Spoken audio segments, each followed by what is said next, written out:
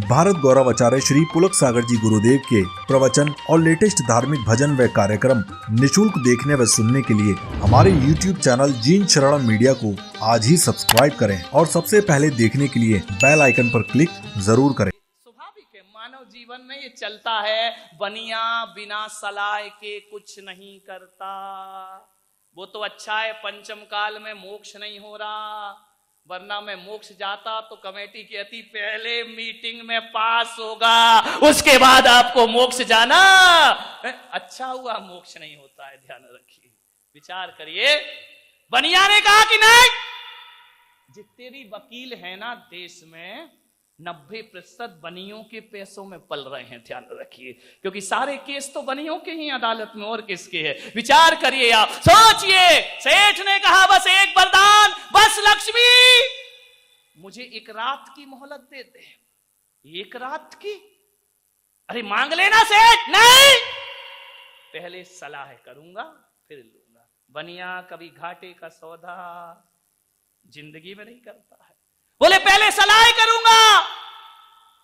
लक्ष्मी ने कहा लेकिन एक बात ध्यान रखना सेठ, मैं तुझे छोड़ के जाऊंगी।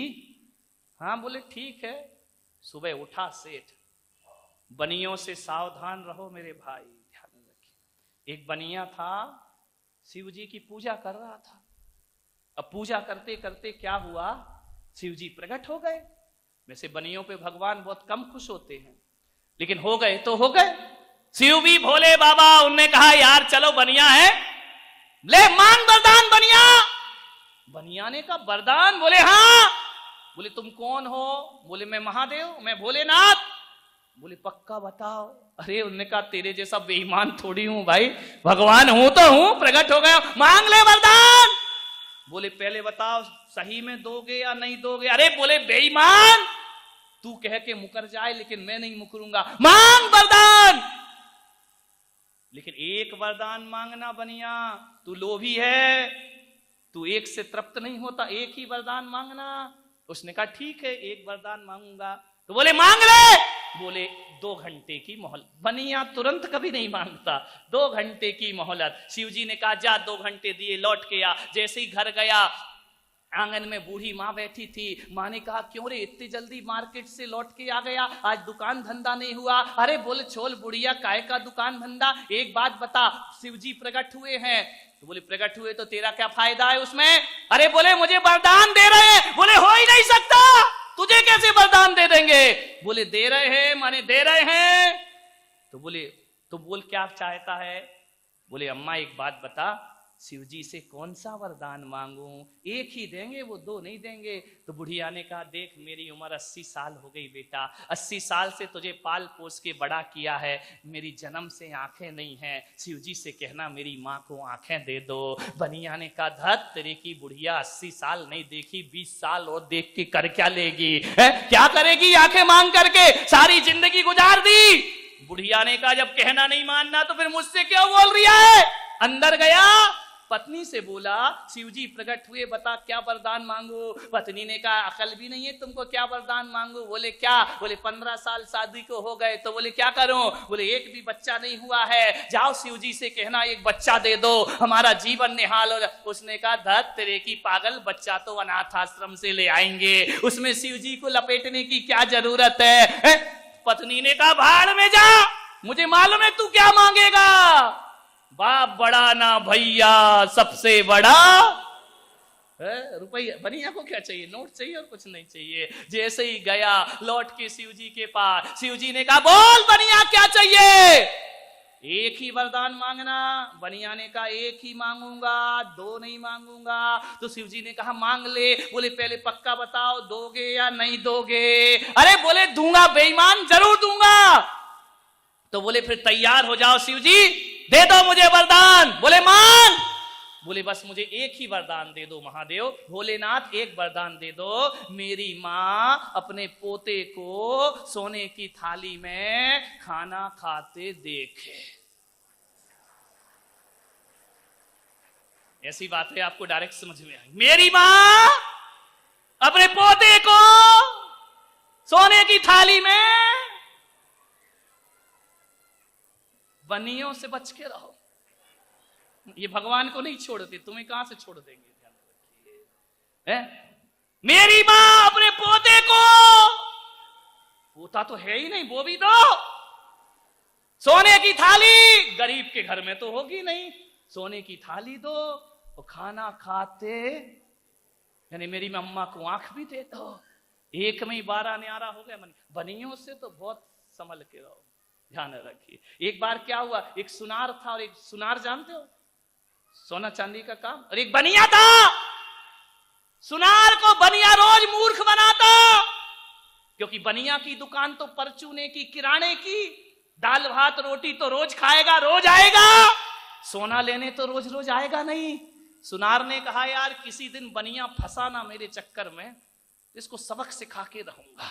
बनिया ने कहा तेरे जैसे कई आ गए, मुझे नहीं सिखा पाए, तू कहां सिखा देगा? अरे बोले देख लेना। एक दिन क्या हुआ, बनिया के लड़के की शादी, 7 हीरे लेके पहुंचा बनिया।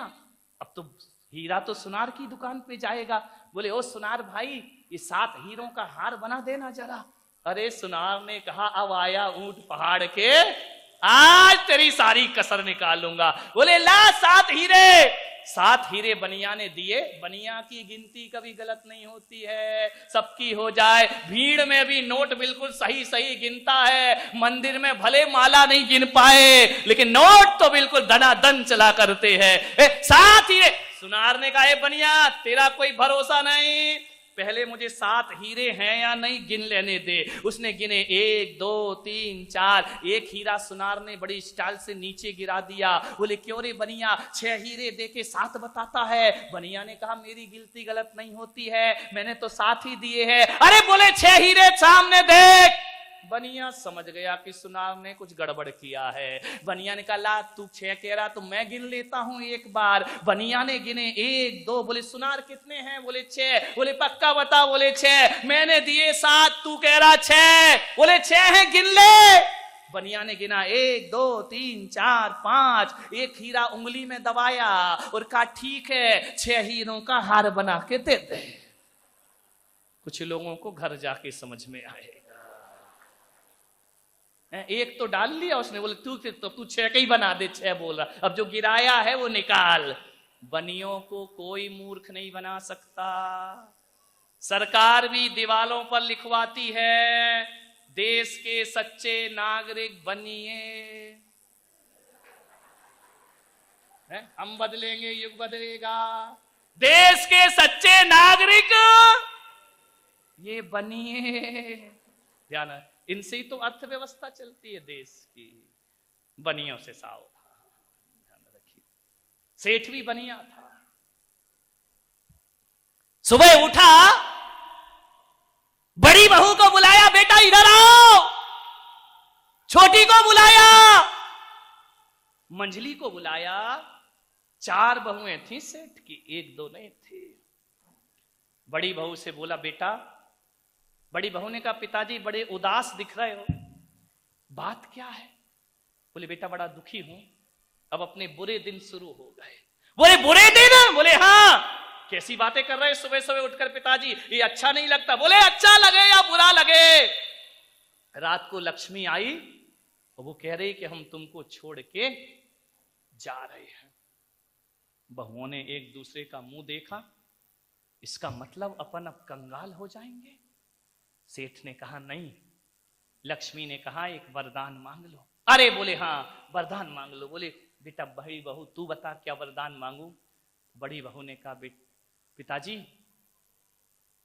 लक्ष्मी से कहना तू जा रही है तो जा, अमेरिका का सारा सोना मेरे घर में भर दे, और जाना है तो जहां अपनी जिंदगी गुजार लेंगे। सेठ ने कहा ठीक बात है। दूसरी बहू से पूछा बता क्या वरदान मांगू? दूसरी ने कहा मैं क्या बता रही? बोले बता बेटा, तू भी घर की मेंबर है, बता क्या वरदान मांगू? उसने कहा देखो ये ट्रंप अपने को सोना तो लाने नहीं देगा अमेरिका से, ये तो जिठाने की बात सब बेकार है, कोई मतलब नहीं है। एक काम करो, आजकल प्रॉपर्टियों का सौदा बहुत अच्छा चल रहा है।